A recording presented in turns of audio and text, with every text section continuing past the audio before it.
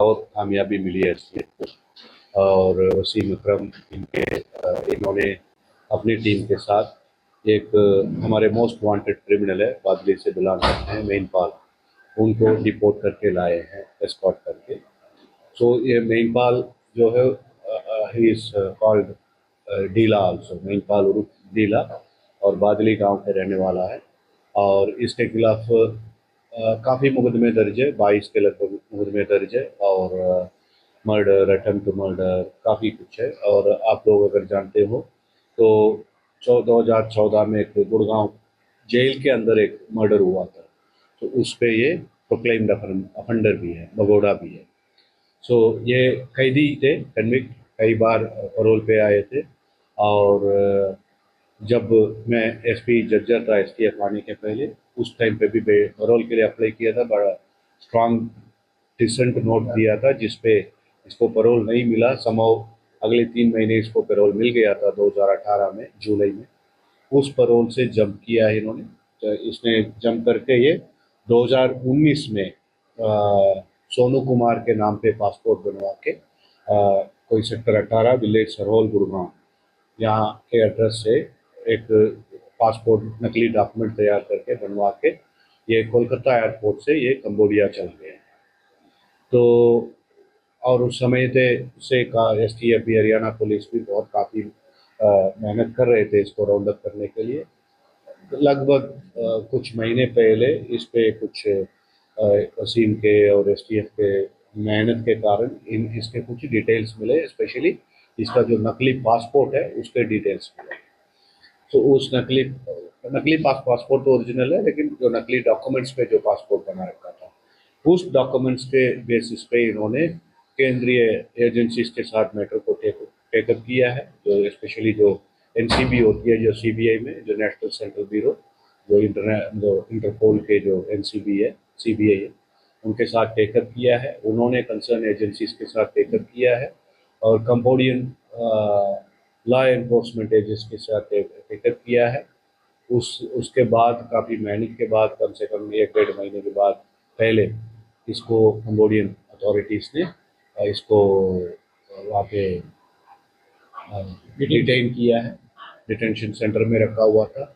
और जो केंद्रीय एजेंसी है और एसटीएफ के 1 डेढ़ महीने से कंबोडियन और एम्बेसी भी है वहाँ पे, सब मिलके external ministry, Indian external ministry या यूनियन एक्सटर्नल मिनिस्ट्री, तो सब मिलके मेहनत करके और कोऑर्डिनेट करके कंबोडियन लॉ एनफोर्समेंट अथॉरिटीज़ के साथ उसको कल शाम की फ्लाइट में बुक करके यहाँ पे डिपोर्ट कराए गए। उसको उसका केस भी एसटीएफ के पास ही था, इन्वेस्टिगेट कर रहा है। तो सेंट्रल यूनिट ने इसको गिरफ्तार करके आज कोर्ट में पेश करेंगे, रिमांड पे लेंगे।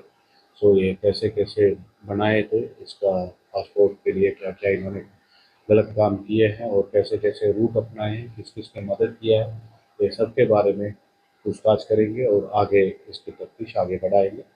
और इसका 22 केसेस में से 3 केसेस में ये उम्र कैद हो रखा है, जो बादली, जो मेनपाल बादली है। सो एक 2007 का हत्या केस है, 2007 के 18 2010 का मर्डर केस है, सो 218 नंबर। सो तीनों ही मतलब सदर बहादुरगढ़ के मुकदमे हैं। सो उनमें ये लाइफ इम्प्रिजनमेंट इनको सजा मिला हुआ है। और जो गुड़गांव जेल में जो मर्डर हुआ है, इसमें ये भगोड़ा है, और बाकी इसके दो को अक्यूज थे, उनके सजा हो रखा है। इसका ट्रायल नहीं हुआ है, तो इसका फैसला नहीं हुआ, अभी इसका ट्रायल चलेगा। सो ये सीम, एक कंबोडिया में एक शहर है, सीम सीम रीप सियम रीप करके जगह है, टाउन है। तो कैपिटल है वहाँ पे, वहाँ से 250-300 किलोमीटर दूर पे, वहाँ पे यहाँ से कुछ लोग ये बार बार ये पैसा ले जा रहा था। उस पैसे से वो अपना ही छोटा सा काम शुरू किया। वहाँ पे शादीशुदा भी था, वहाँ पे तो 3 बच्चे भी थे वहाँ पे। तो इसको बिल्कुल ही यहाँ पे हिंदुस्तान में किसी, अभी तक जो पूछताछ में बता रहे हैं कि मैं किसी से वहाँ पहुँचने के बाद किसी से बातचीत नहीं किया, कनेक्ट नहीं किया है।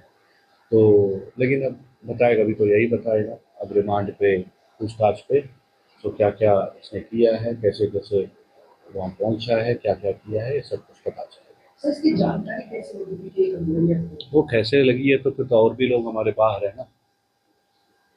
सर इसमें बार बार एक चीज सामने आ रही है कि जितने भी तमाम गैंगस्टर हैं वो पासपोर्ट बनवाकर यहाँ से फरार हो, तो क्या ये बहुत बड़ा लक्ष्य नहीं है सर? हाँ देखो, ये इसको हम टेकअप किए हैं, इसका समाधान किया जा रहा है, जल्दी मिल जाएंगे ना।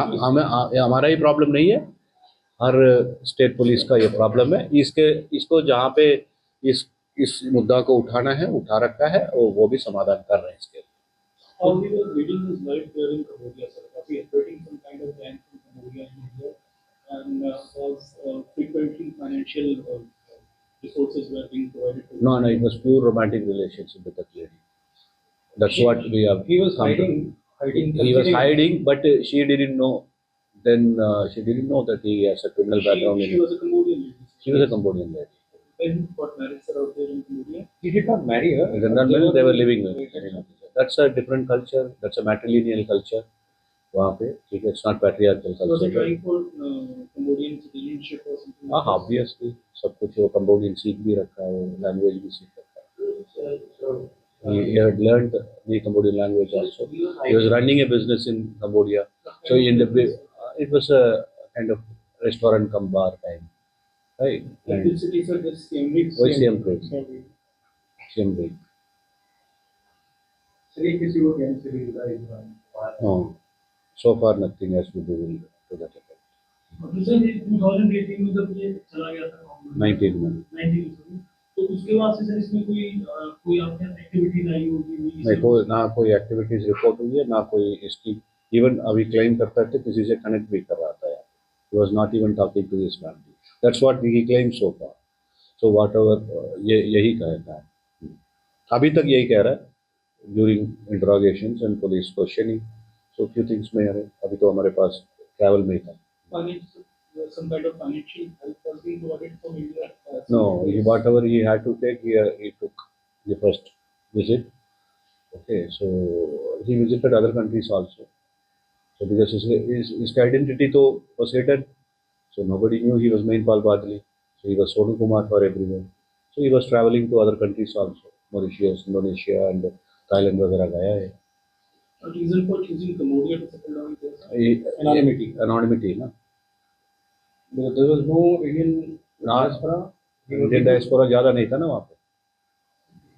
वहाँ जाने का वापस भी अगर कैसे इनकी गिरफ्तारी को मुमकिन कर पाई नहीं, चुनौतियाँ हैं, इसलिए STF है, और वो चुनौतियों का सामना भी किया है और उनको गिरफ्तार भी किया है.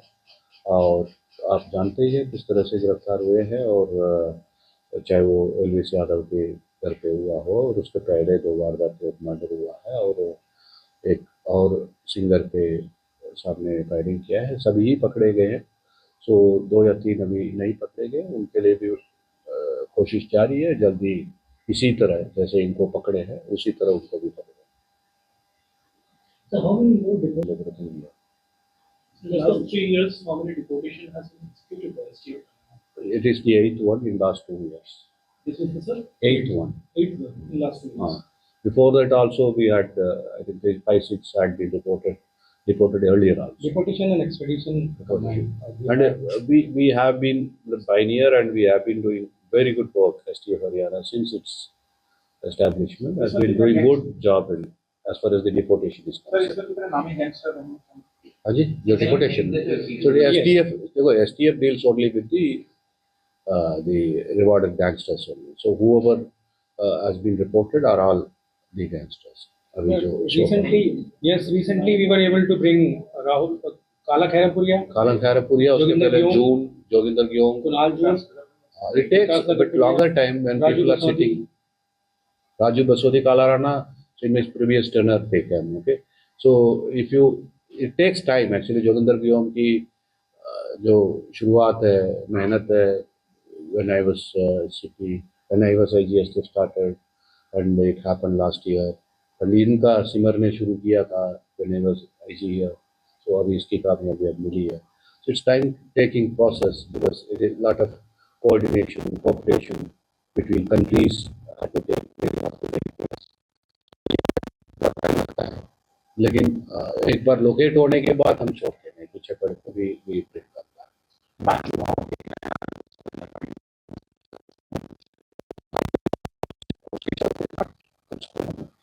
So he has been into these kind of activities almost since 2024 जनवरी से ज़्यादा ही बढ़ गया है. So that's one.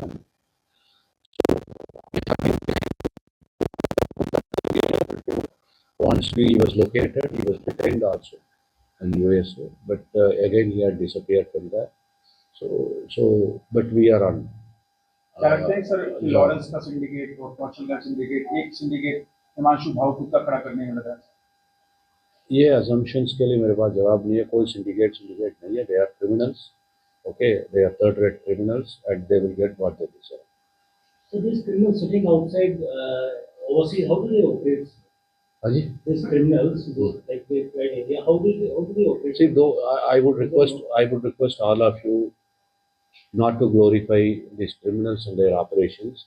They are criminals. They are outlaws. Okay, they breach law. They kill people. They fire at innocent people. They don't allow the business to take place. Okay, and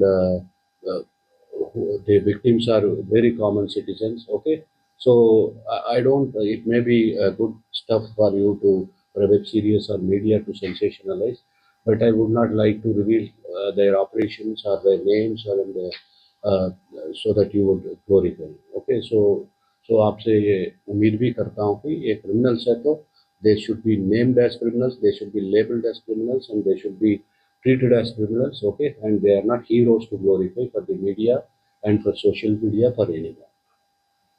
So 7 lakh crore किस police को जी और एक police जो ये ना इस पर एक पुलिसकर्मी को तो मिलेगा ही नहीं भाई, बिकॉज इस पर काफ़ी लोगों की एफर्ट लगी है.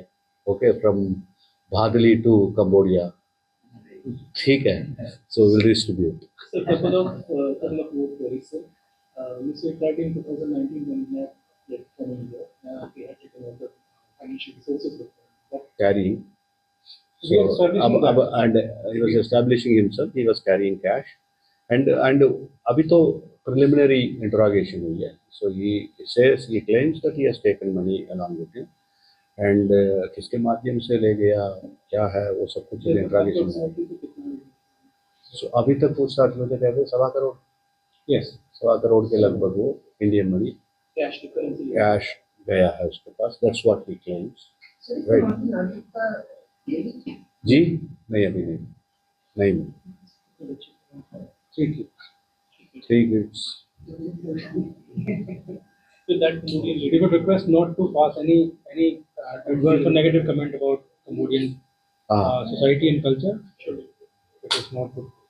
ओके, वो इंटरनेशनल रिलेशंस के लिए ठीक नहीं है. ठीक है. So this man he is claiming that he was not in touch with any of the Indian.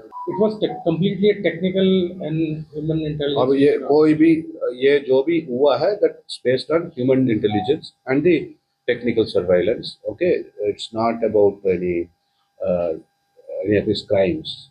Okay, and it is a fact. And महिंदपाल बादली जो है अभी पिछले 19-20 से जब से गया है, so extortion calls to उसके आए, but he was a convict in 3 murder cases and facing a lot of trials for murders. Okay, so he is a criminal, who deserves to be in jail, not to be enjoying in a foreign zone. Right? there's a perception that